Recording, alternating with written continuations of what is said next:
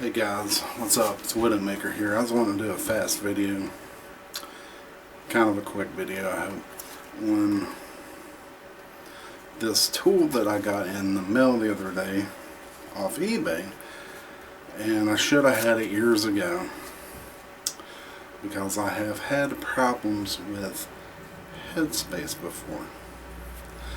And if you buy one of these right here, this is a Lyman 223 rifle Headspace gauge. And it checks the headspace. I've had problems before in my 223 and my 30-06 with headspace, and it's not good to have over excessive headspace. It can be dangerous. So basically what you got here, what you have here is a die, essentially, that has a step in the die down towards the bottom. There's a step there, and what you do is you size your brass, and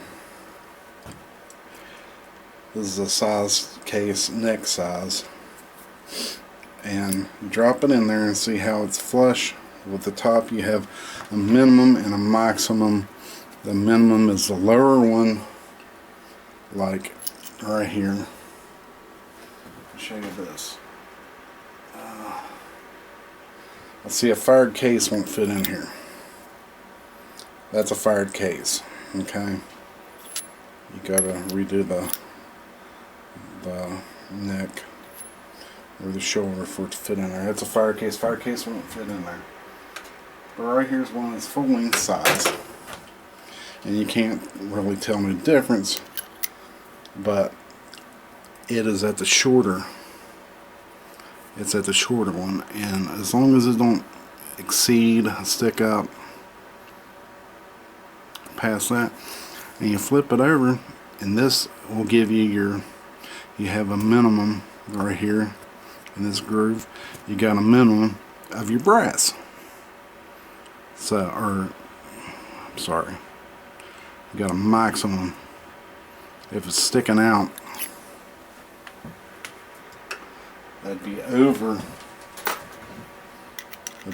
your length there. You see that? See how it's sticking out?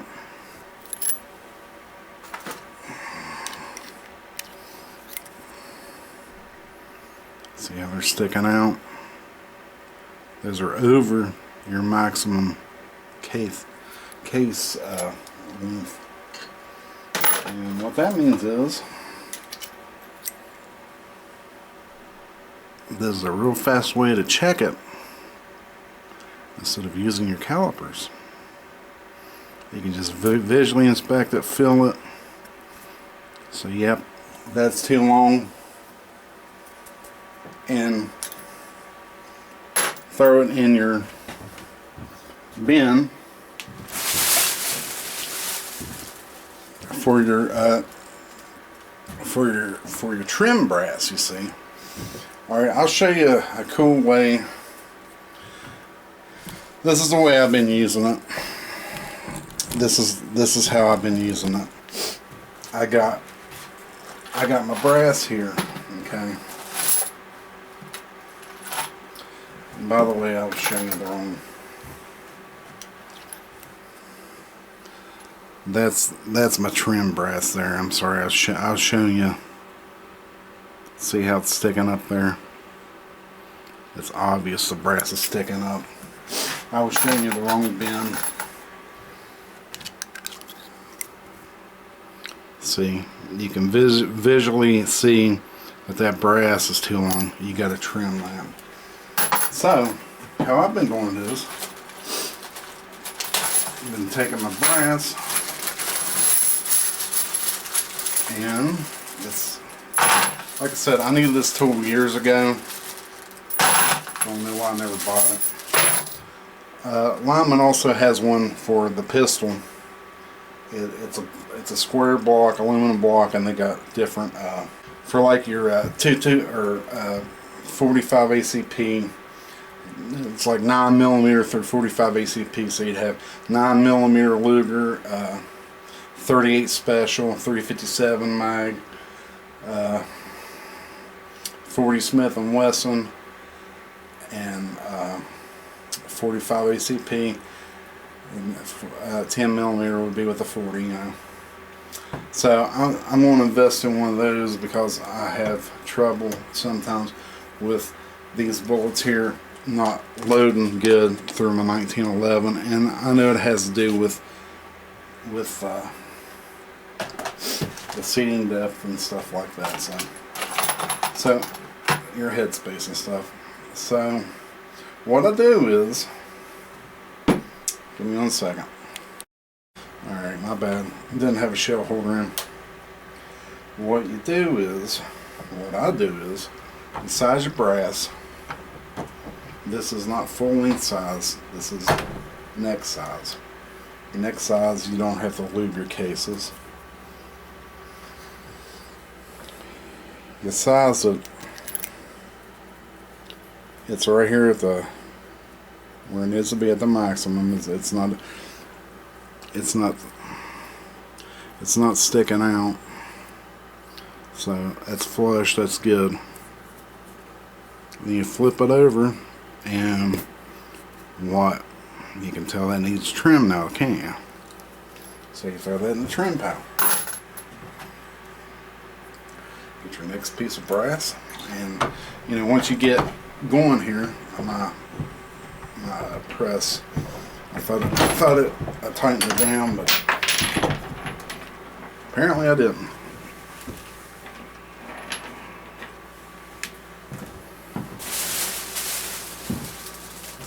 So what, once you get in a rhythm, throw that in there.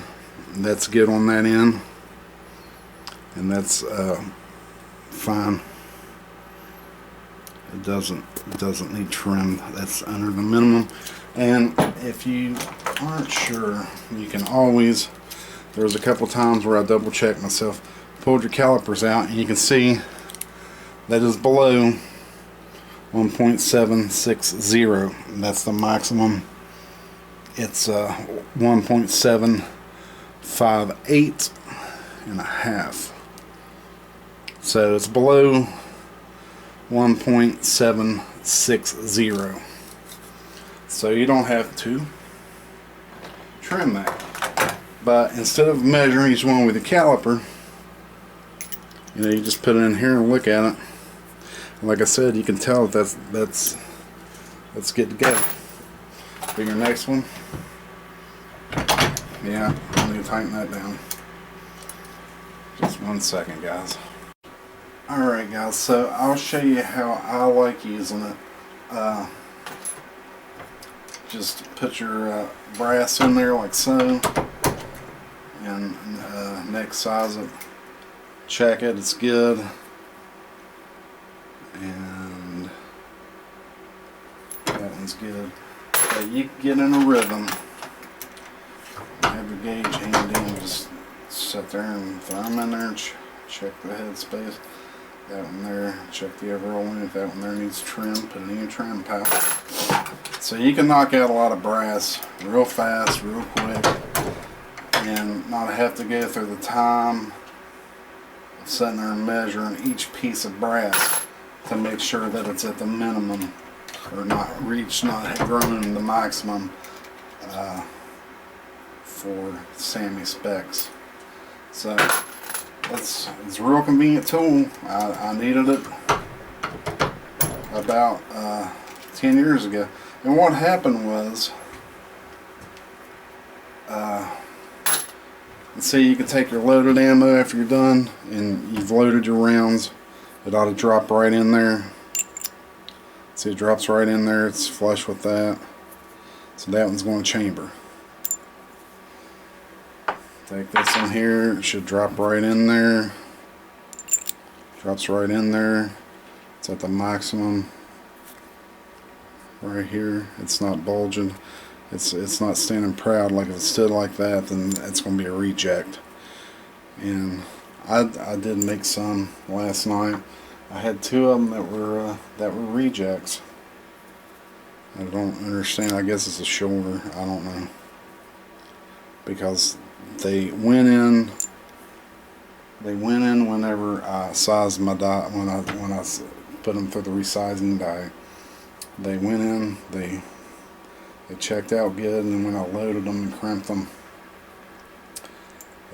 some of them stand a little proud, about like that right there or something. You know, it's not totally flush. And if they're not, you know, a lot of people go and say you need one of these if you're shooting through a semi-automatic. Well, I shoot with a bolt action, and I was at the range one day. It was here recently, and I was at the bench, and I loaded my round in yeah, I'm trying to get a decent view here. Sorry, the lights. But anyway, I was at the bench. I threw a round in, slammed the bolt home, and it wouldn't lock up. That's it. The gun was locked up. I couldn't lock my bolt. I couldn't back the bolt out. The bolt was froze. I had to literally take a rubber mallet, beat on easy. You do it easy. Beat on the bolt where you work the bolt, that part. I had to tap on it to get the bolt to release. And I had to come home and get a brass rod that I had, a cleaning rod, and I have a brass hammer and a nylon. It's flips around. It's a Lyman. It's a gunsmithing hammer, I guess is what you'd call it, because that's what it's for. It's for gunsmithing. And man, I had a beat on that thing. And it was a live round, so you want to be careful. But I tell you what, I didn't know if I was going to get it out or not. The guy at the range told me to take it to a gunsmith, and I'd rather not, because every gunsmith I talk to, you're going to pay $50 if he touches your gun. Now, if I absolutely had to do it that way, so be it. But I was going to try it my way first, and the bolt's out of it, so I'm not saying that it can't go off, but the chances are slim that it would go off. But I got it out. Hopefully nobody gets shot. See what happens.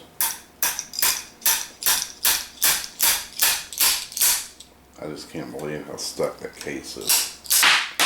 And there it is. I'm glad, because I really didn't want to pay a gunsmith $50 to take the freaking barrel off the action. Yeah, I hit that sucker so hard it shoved that bullet down in there. That had a plastic tip on there. But you know what? After you shoot your brass so many times, and it's not many, about 5 or 6 times or somewhere in there, the shoulder actually gets bumped up. So you actually have to bump your shoulder. I haven't did that yet. I've had a couple, even in my 30-06, it's a Remington 700 bolt action in it. I haven't had a lock. I haven't got a round stuck in it, but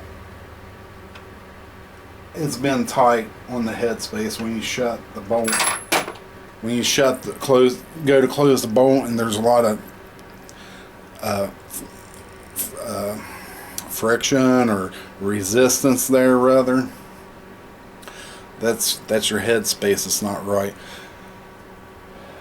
And I found out that Redding sells a shell holder kit that I'm going to get. It's called the Redding Competition Shell Holder, I believe. And what it is, it comes with 5 different shell holders, and they're each within 0.02 of each other. And what you do is you put them in your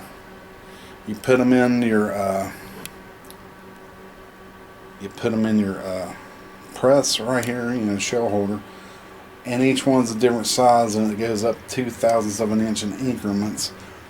You put it in there, you size it, and then you put it in your rifle and check the headspace. You gotta take your bolt apart, get the firing pin and all that out, because you want it real loose where your bolt just flops around. That way you can check your headspace. But I'm going to get that, and that is to bump the shoulder. And I think that they might sell bump dies. I don't know. I've seen it somewhere or read it somewhere that they sell bump dies. This is all fairly new territory, because I've heard people ask me to bump your case, and I've watched a couple videos on YouTube, and usually you move your die, try to move it 0.02 of an inch at a time. The tolerance is within 2 to 3 thousandths, and once you exceed that, then you're going to get excessive